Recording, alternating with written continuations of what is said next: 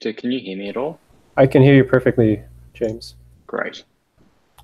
Okay, so I'm gonna tell the world that we are broadcasting now, and also actually use my phone to check. I can find my phone. That we are live. So how do I go to YouTube? You can do. Well, it's up to you, James. Do you want to do the welcome? Yeah, I can do it. I just wanted to check. Yeah, no, go for it since you're talking first. Great. So let me double check that GitLab is streaming now.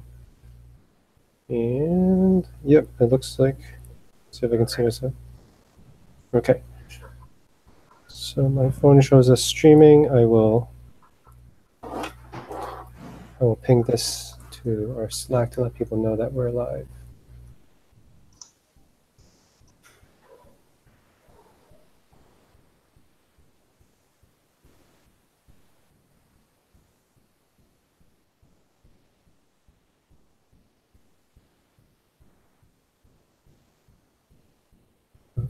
Okay.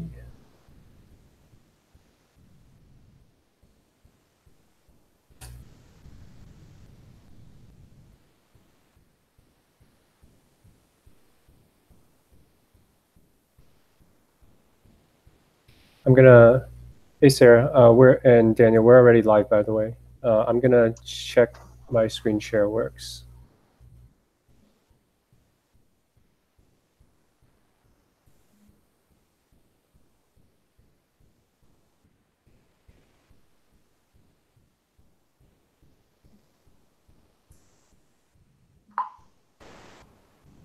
Screen share.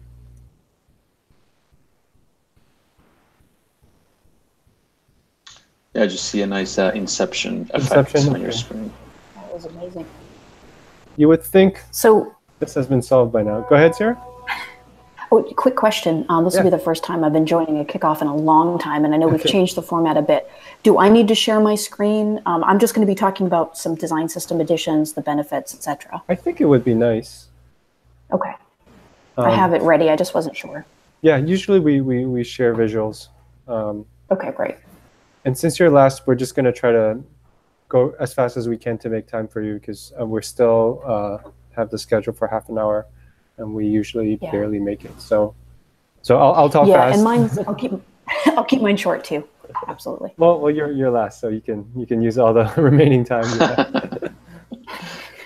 Yeah, we have about 40 seconds per issue as I see it. Right. Oh, yes. And Fabio also noted you're last, so it has consequences. Namely, you have to do the outro, Sarah. So. Oh no! What's the outro? I don't know the outro. Well, you have to say, is it the best release ever? You have to make a judgment on that and let the world know if 11.6 is. Are we really sure? So much. Sarah, it's simply making a decision. It's making that. Because I am not sure Josh will be fine because, this is Josh space, the last one. I don't know if you can shut down the live stream without Josh. Never happened. I think Josh needs to jump in at the end and talk about the best release ever. I don't feel like I'm qualified to do that. Well, Josh is here, so Josh is here. You can figure it out. I'll ask him. I'll be like, Josh, is this the best release ever? And then he can answer me. I think that's how we should do it. Would be awesome. I thought we weren't really doing that anymore, though. I actually my camera's not working, so I need to apparently try and change browsers or something. So I'll be right back. Howdy, Cooper. I thought we aren't doing someone commented that we should just take do our own thing, or someone commented that was getting a little bit contrived. I guess I don't know. Yeah, have it be more of a conversation and not a pitch. Yeah, but I think that's fine. Just one sentence at the end is not a big deal, Well, so James, you can kick it off whenever your clock hits. We're in the time zone for 12 o'clock for us, so whenever you want to start, I'll let you take it away, and I'll mute myself. Great, we'll do. I think we've got 15 seconds to top of the hour.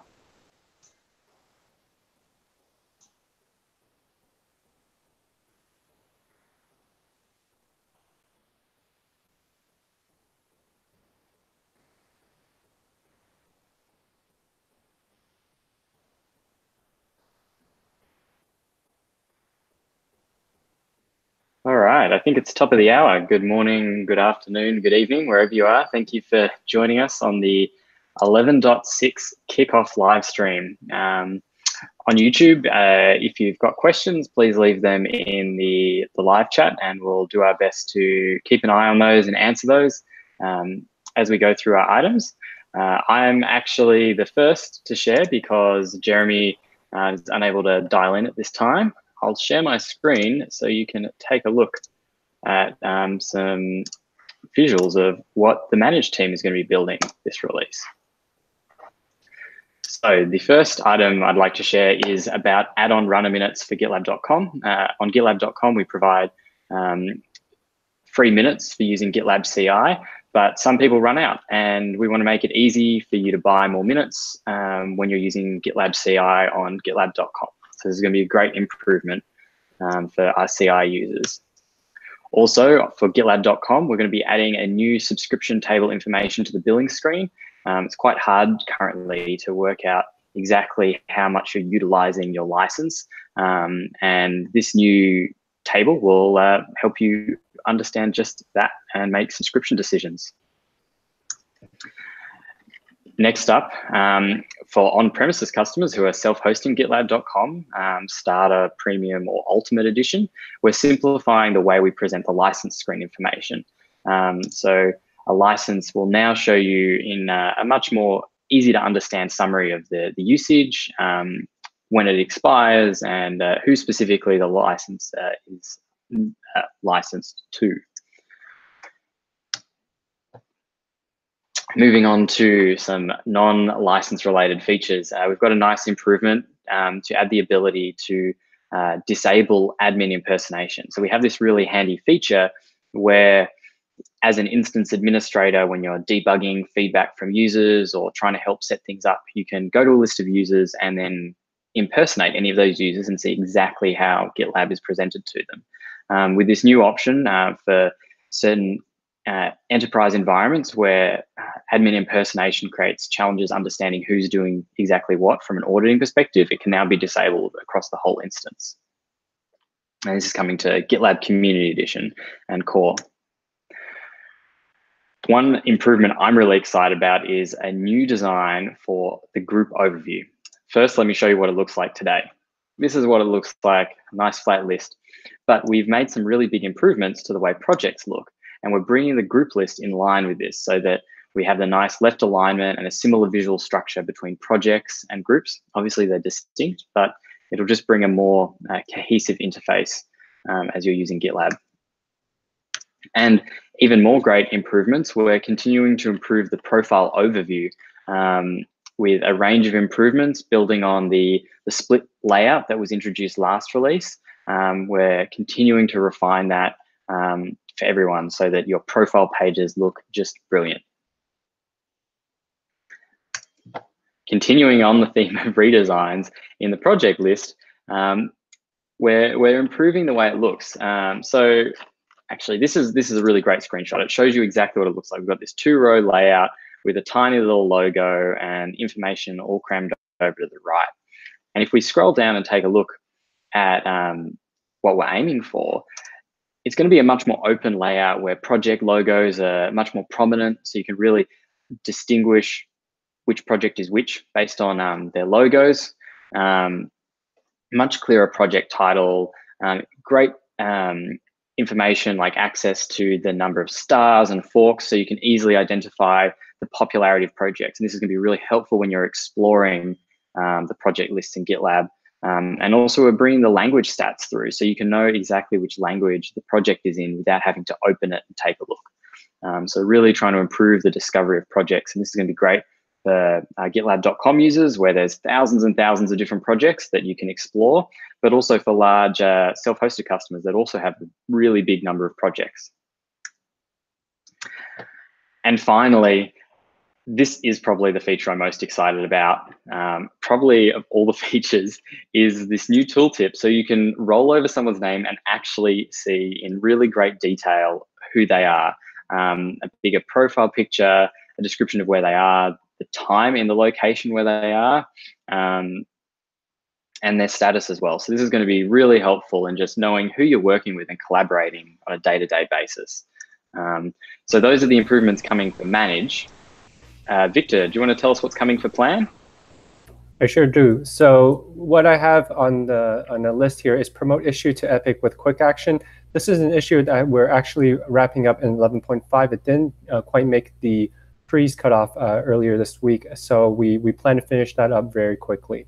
Scrolling horizontally in the roadmap view. So if you look at the roadmap view right now, you can scroll up and down to see different issues, but you can't go further back in time or farther out into the future. You can change these date ranges, but again, that's limited. So what we want to do is allow you to scroll back in time or use some UI to go back in time or forward in time. Creating a GitLab merge request in a Jira dev panel. So that's something a lot of our Jira users have been requesting for, and it's supported in some other tools. And we want you to be able to have create a merge request directly in the development panel itself inside the Jira interface. View board config next to search bar. What that means is that in a issue board right now, the actual board config is hidden behind a modal. And so we want to expose that information so when you navigate to the board, you can see it right away. So these are just some design concepts that we are experimenting with right now and that we plan to ship in the upcoming release. Search or filter boards and navigation dropdown. What that means is very simple. In the board switcher in GitLab, you can go to different boards, but if you have a large number of boards, which we do say, for example, in GitLab CE, GitLab E, and the GitLab group, then you can search on them very quickly so you can find the board that you want. This one is great, Epic issue list, related issue list. And so what this is right now, if you go to this related issue list, as you see here, you can see the title, you can cross it out, you can see the path and the state. But this future design, which we're planning to work on in 11.6, will also include things like the due date, the milestone, the weight, even who's been assigned to the issue, so even confidentiality. So you can see a lot more information at a glance. Finally, I wanted to talk about import CSV into issues. This is something that a lot of our users have been asking about, say that they're working in a different ticketing system, such as Jira, Redmine, and so on and so forth. And a lot of those systems support exporting to CSV. So we want to take that CSV export and then import it back into GitLab so that you can continue using your data, your legacy data inside GitLab. So rather than trying to support every single integration and doing it all at once, we thought that we would start with the CSV support, which makes it a lot easier. So some initial concepts are, just clicking a button and uploading a CSV and then getting an email. So very straightforward from a UI perspective, but very powerful from a feature perspective. James, back to you. Thanks, Victor. Very excited about those improvements. We've got a number of great improvements coming in the create area of GitLab this release. The first one is to do with the new merge request review feature that we launched in 11.4. And so one of the great things about the review feature is that you can leave multiple comments and review them and then send them all as one review. But you currently receive many, many notifications. So if I leave 10 comments, I'll still get 10 notifications, even if they were submitted as one review. In 11.6, what we're going to do is extend this feature and improve the notifications associated with it so that you'll receive one summary notification that describes all the discussion points that were added in the review. So one review will generate one email notification. This should help keep your email inboxes less clogged with GitLab notifications so that you can better discern what's going on. The next exciting improvement I'd like to share is around a really big enhancement we're making to the way approvals work in merge requests. So one of the common challenges we have with approvals is that you can currently describe a list of, say, 5, 6, or 10 different users and say, I need at least 2 of this list of users to approve this merge request. But as teams and projects grow larger and there's lots of different roles involved in delivering new features, you might need one senior engineer to approve it and one product manager and maybe a QA person. It's not as simple as just saying I need 3 people any people to approve this. So what we're doing is we're adding the ability to define multiple approval rules.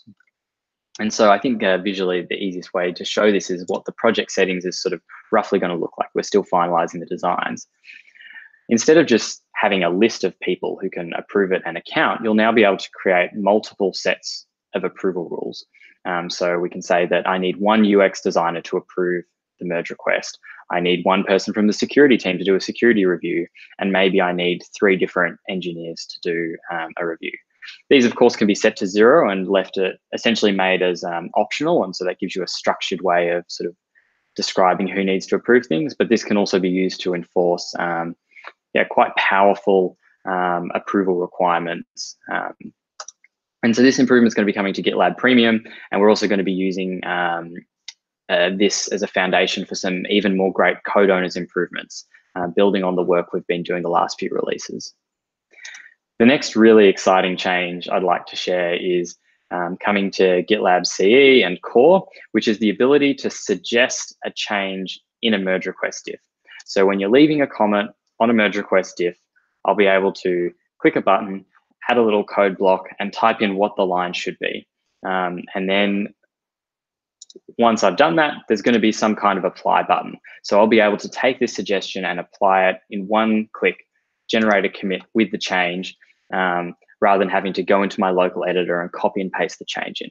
This is going to really make code reviews so much easier in terms of addressing feedback. So it's a really nice improvement that I think a lot of people will benefit from on a daily basis. The next feature is maybe a little less exciting for most people, but occasionally we make mistakes and we push really big files that we didn't mean to push to our repositories. And one problem with that is that they kind of get stuck there. And so there are a range of tools like the BFG repo cleaner that allow you to rewrite history and expunge that data from your repository. But GitLab does a range of really clever things to make sure that you don't lose access to diffs. So if you push a commit to a merge request and leave a comment on it, we create a ref to make sure that's never deleted so that your diff is always accessible and you can always go back to the comment and see what the comment was on.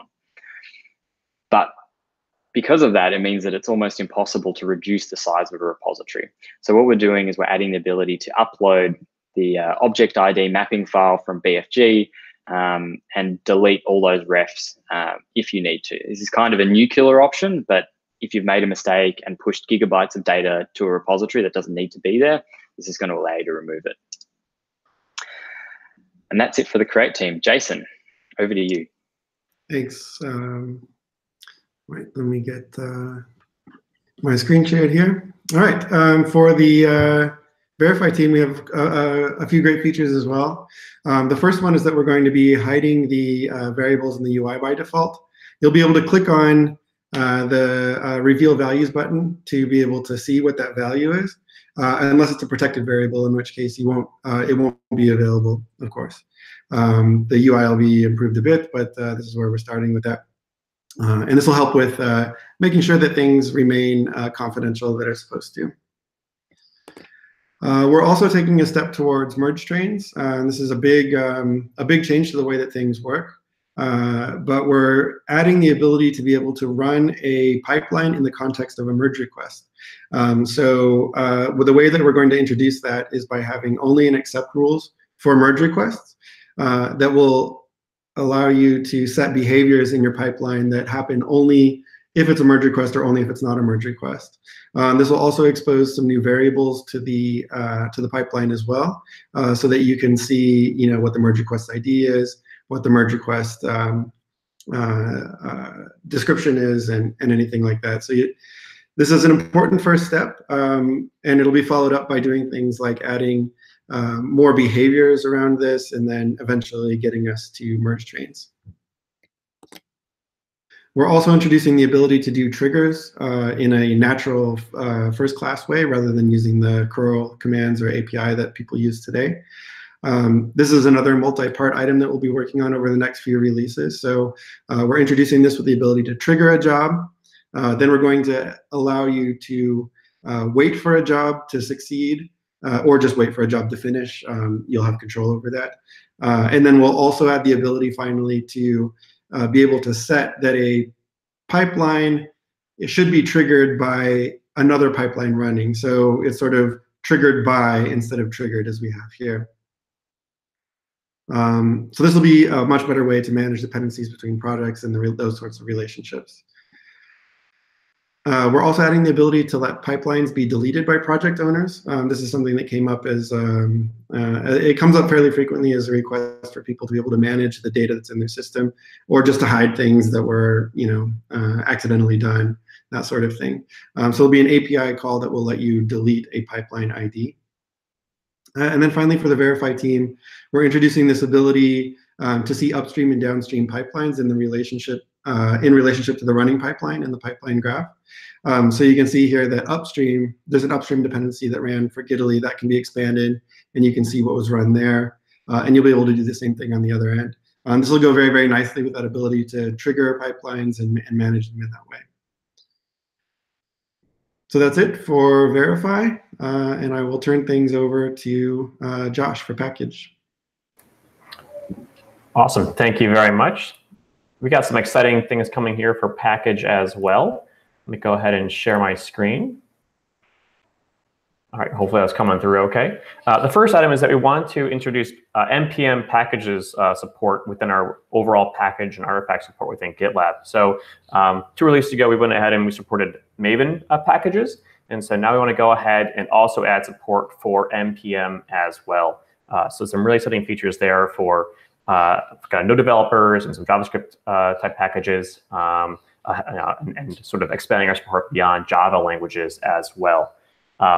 Also on that topic, we're improving our empty state screen. And so previously, if you went to the packages screen, you were greeted with a page that might have ended on a great job of explaining what it did. And so we have a new empty state screen that's warm, it's helpful, links to documentation, and describes a little more about what it does. So we're excited to get that in as well to improve some of the user experience.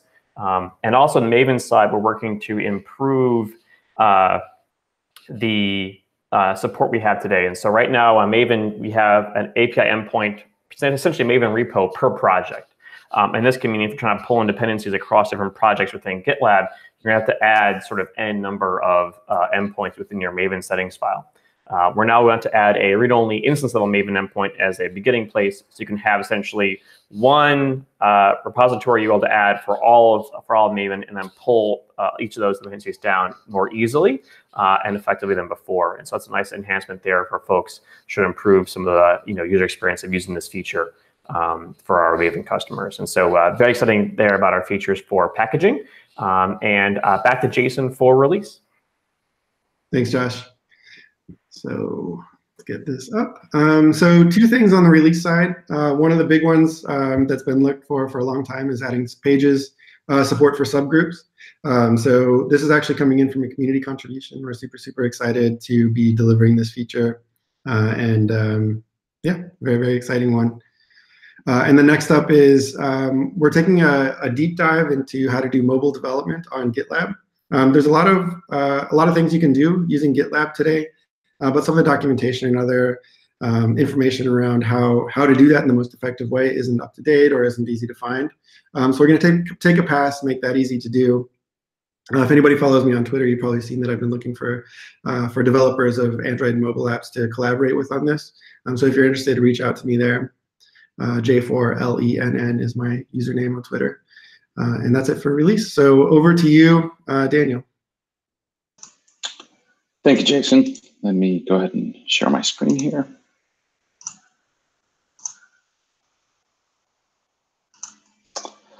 Okay, so for the configure team, the first thing that we're going to work on is going to be group level Kubernetes clusters.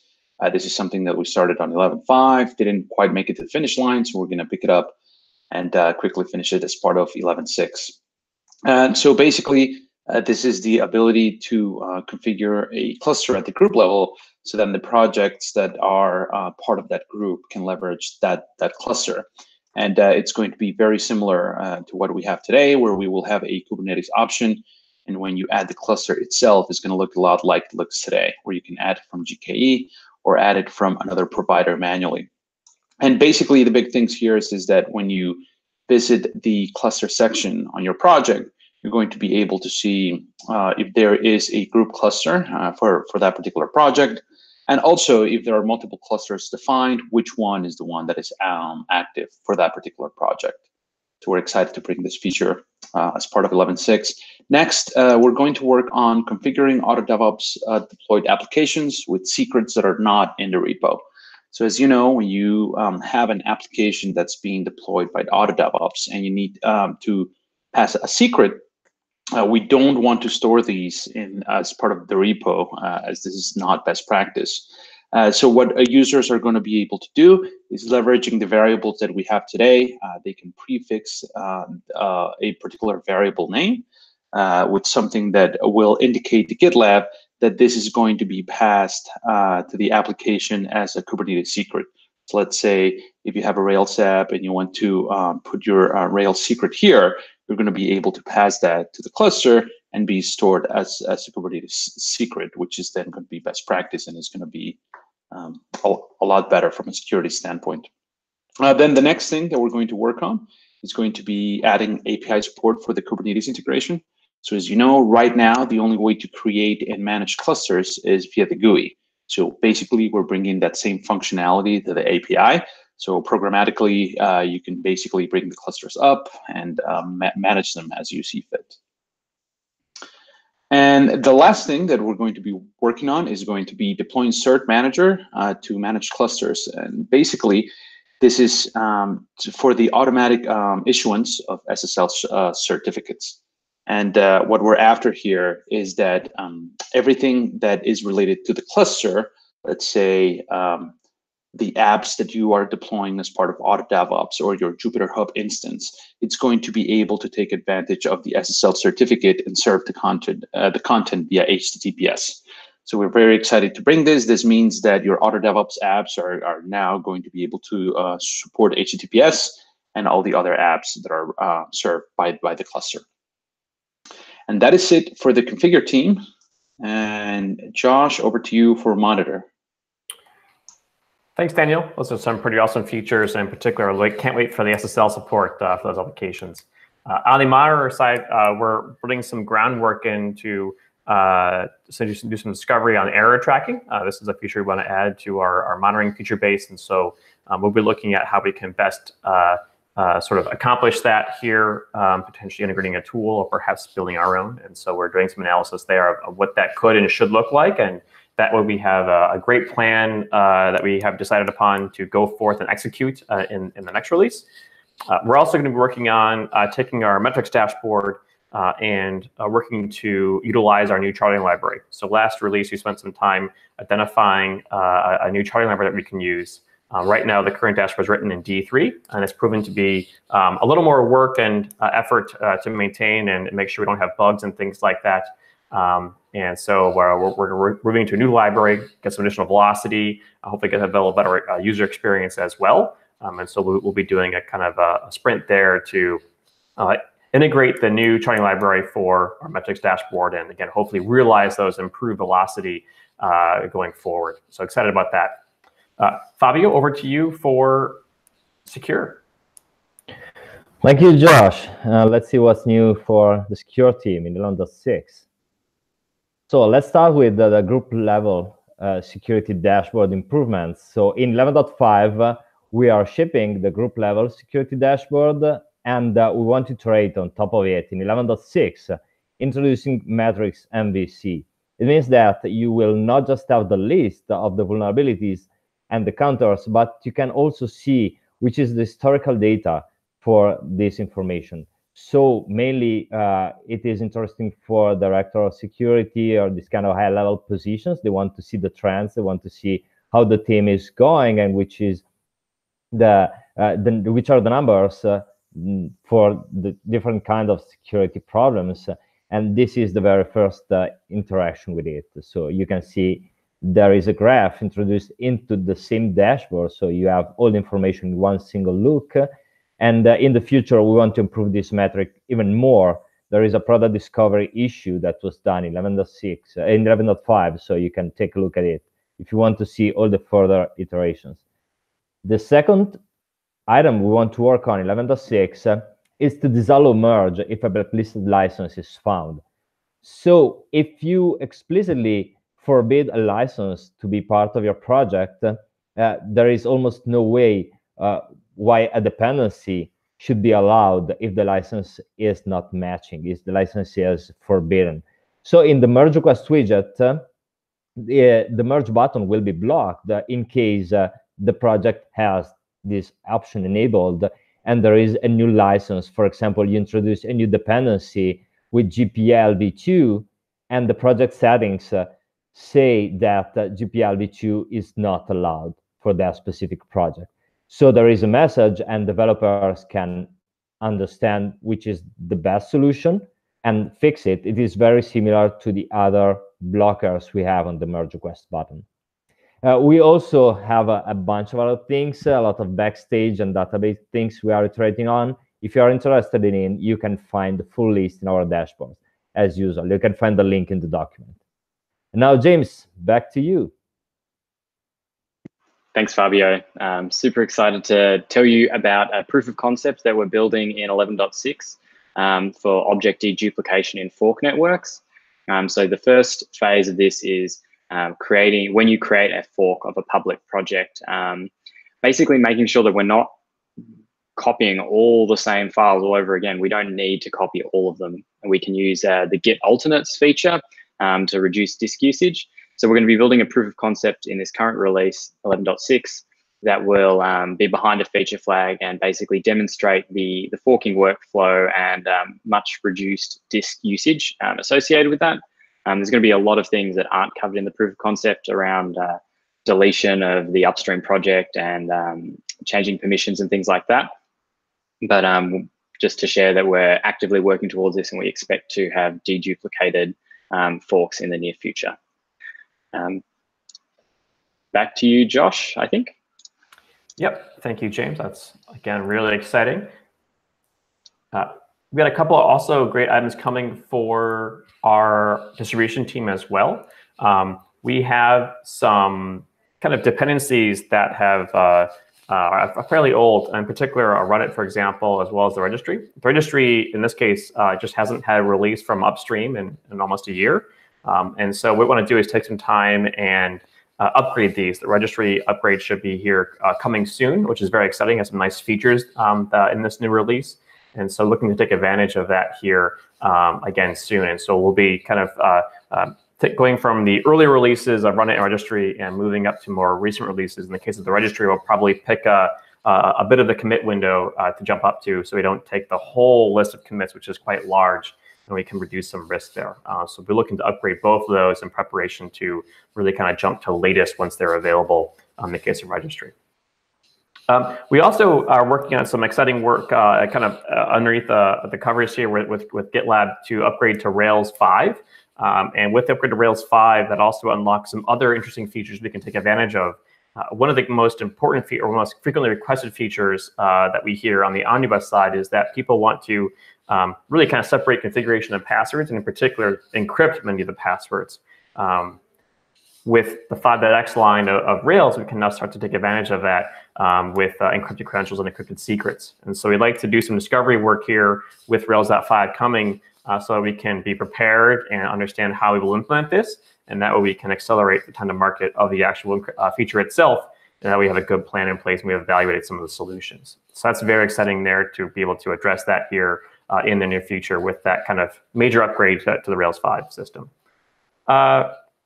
We're also working on some improvements to our dependencies as well. So we've done some work in the past to show our dependency list. For example, you can see this here. We're also working to improve the how we render it to folks. But you can see we have a huge list of dependencies. And in many of these, there's even additional dependencies underneath. So you can kind of keep going further under all of these. And so the list is quite large. And we want to try to automate this process, at least for reports, but also if we can, upgrades as well. So we're working to do that here in this release to take some of the burden and remove some manual effort that could be prone to errors as well, and kind of, again, automate this process. So some exciting work there for the team going forward. Over to you, Sarah, for some of the design system updates. Thanks a lot. Appreciate it. Looks like I've got 1 minute to tell you about the awesome work we're doing on the design system, but I'll take it. So let me go ahead and share my screen real quick. So the GitLab design system, we're naming it Pajamas.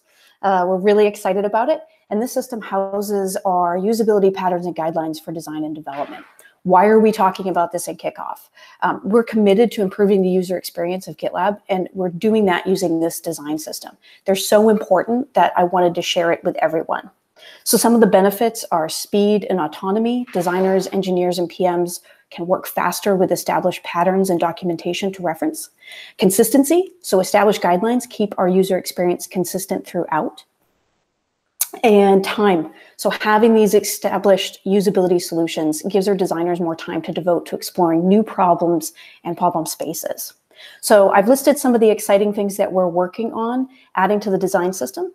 One of the most exciting, I'll skip through some of them. You can go ahead and click on those links, but the most exciting is component documentation inside of design.gitlab. Front end has been working really hard on this alongside UX to make sure that it is a single source of truth for designers, engineers, and PMs. And with that, that's the end of Kickoff. Thank you, everyone. Have a great day.